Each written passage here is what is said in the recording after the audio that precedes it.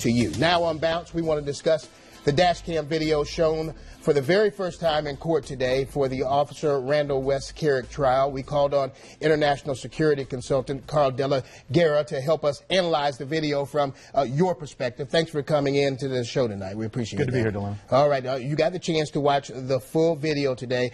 Tell us what you saw and what you heard.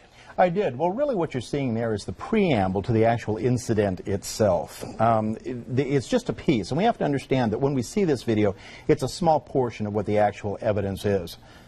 That's what we're looking at. All right, now talk about this, because a lot of people were seeing this for the first time, and they had different thoughts from what had been said before in the media, whatever had been put out there.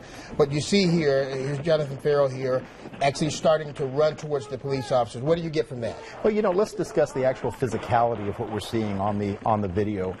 When he comes into view of the dash cam, you see him making approximately 17 steps and casually walking toward the 3 police cars that are there in front of him. Then you see him making a move where he's putting his hands down by his pants and pulling them up, whatever that and here it is again. You see right there. You see him there in the camera, and then you see him running toward what we know as 3 police cars that are sitting there, and at least 3 police officers. Right.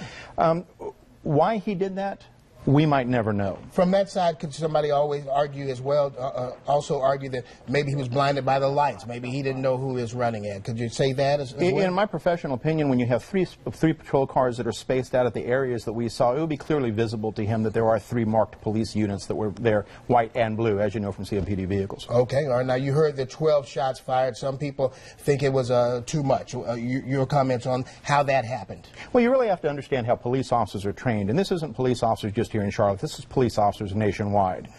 They're instructed when they perceive a lethal threat that if they choose to use their firearm at that point, they're to utilize their firearm and continue firing until that threat is no longer a threat to them. Right. And contrary to popular belief, they're not trained to shoot in the arm or in the leg.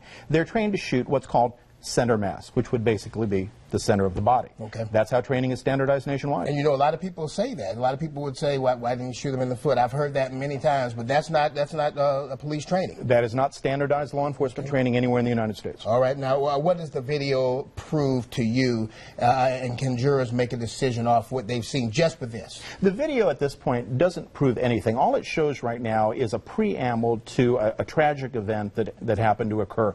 More evidence that's going to be needed are the statements of the individuals that were there, that were actually eyewitnesses to the event, any additional dash cam video that were there. Once all that is collected, then the detectives obviously have already had an opportunity to recreate that crime scene as best they can. The public, we're really not going to be able to reach a judgment as to guilt or innocence until all the facts are in and all the testimony has been received. Does it sway somebody one way or the other, as far as maybe a juror who may have had a preconceived idea about what they thought they were going to see? Could it change their mind, or could it make them more stronger in their beliefs by looking at this video? Let's hope just this one video doesn't, because this is just one piece of all the evidence there. Let's hope that each juror there uses the prudence to evaluate all of the evidence that's gathered and not just this one piece. Let's wait and see what happens. As you move forward, what other evidence would you like to see that you think might be key evidence? You know, like I said, I think what needs to be seen is the rest of the video dash cam that's there,